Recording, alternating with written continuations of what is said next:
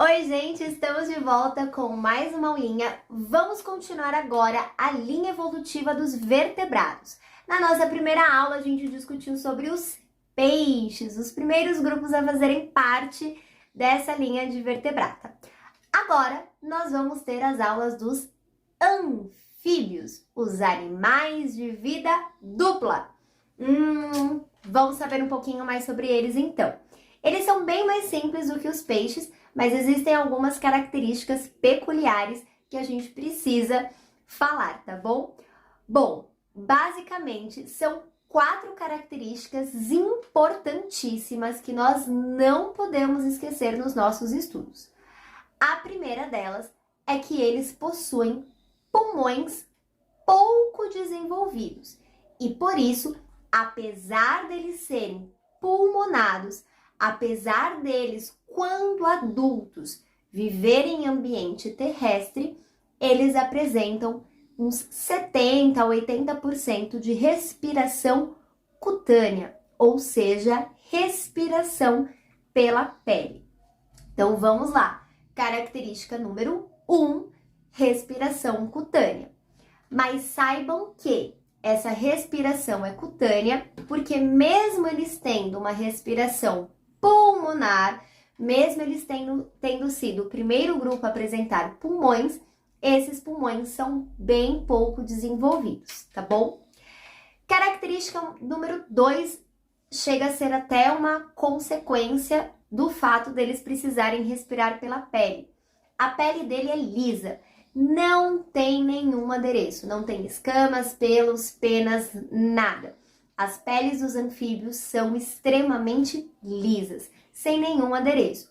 O que pode acontecer é algumas espécies possuírem glândulas produtoras de muco ou produtoras de veneno, como a gente vai ver em algumas espécies de sapos e rãs, ok? Então, segunda característica, pele lisa. Terceira característica, os ovos são sem casca. Os ovos, eles vão parecer uma gelatinazinha. É por isso que esses animais precisam colocar os ovos num ambiente extremamente úmido. Eles precisam ficar em contato ou com uma lagoa, ou de repente algumas fêmeas colocam em superfícies abaixo de folhinhas, bem próximos da lagoa. O importante é estar num ambiente super úmido, porque a ausência da casca pode fazer com que esse ovo resseque. E a quarta característica super importante para a gente não esquecer desses animais, a fecundação é externa, ou seja, esses animais não têm um órgão copulador de espermas.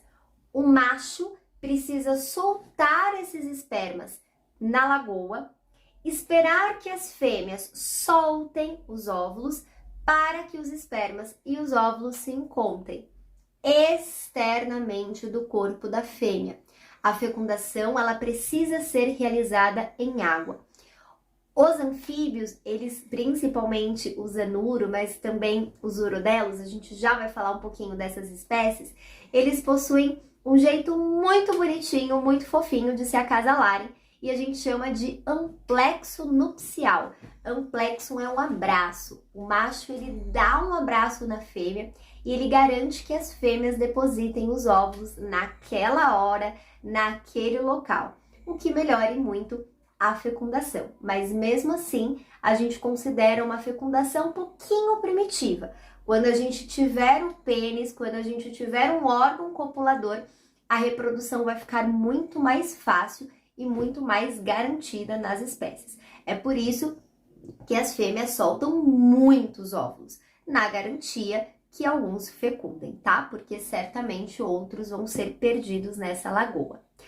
Bom, já deu para perceber por que os anfíbios, eu comecei o videozinho falando que são animais de vida dupla. Sim, apesar deles terem sido os primeiros vertebrados terrestres, eles ainda dependem da água para muitas de suas funções.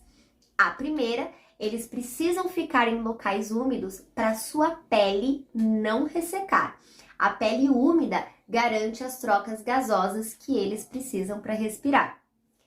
Segunda característica, os ovos. Os ovos são sem casca, então eles também precisam ficar neste ambiente para que eles não ressequem. Terceira característica, reprodução. Eles precisam da água para se reproduzirem. E quarta e última característica, os seus filhinhos, que a gente pode chamar popularmente de girinos, os seus estágios larvais, eles precisam crescer e se desenvolver em água. Então é por isso que a gente fala que os anfíbios são animais de vida dupla, porque principalmente no seu estágio larval, eles estão crescendo e se desenvolvendo em meio aquático. E no seu estado adulto, ele está crescendo e se desenvolvendo em meio terrestre úmido. Não podemos esquecer que ainda é um terrestre limitado. Tudo bem? Agora a gente vai com os principais representantes e dividir ele em 3 grupos.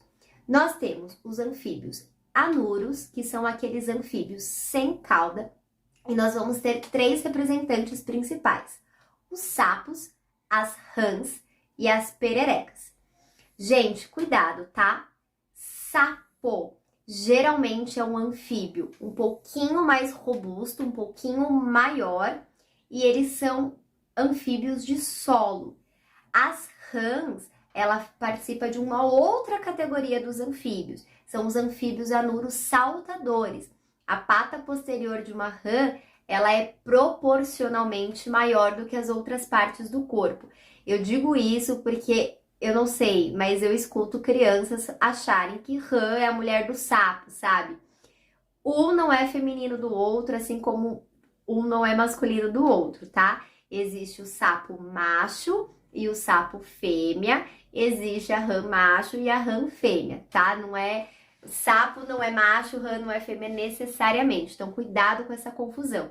Nós temos os sapos, as rãs, que é outra categoria de animal, e as pererecas. As pererecas são os anfíbios arborícolas. Então, geralmente, nas patinhas delas, elas têm pequenas ventosas para se agarrar e conseguir escalar esses troncos.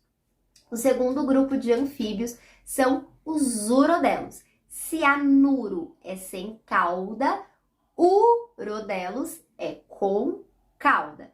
Salamandras e tritões são os anfíbios que gostam, mesmo na idade adulta, eles gostam de uma água, eles gostam de dar uma nadadinha. E a terceira e última categoria de anfíbios são os ápodes, são os anfíbios sem patas. Eles também são chamados de cobras cegas ou cecílias. Mas cuidado, não são cobras. As cobras vão estar em um outro grupo que a gente vai ver na próxima aula. Os ápodes, eles vão ter desenvolvimento direto. Ai, meu Deus, o que é isso? Gente, lembra lá nos anfíbios que eu falei dos girinos?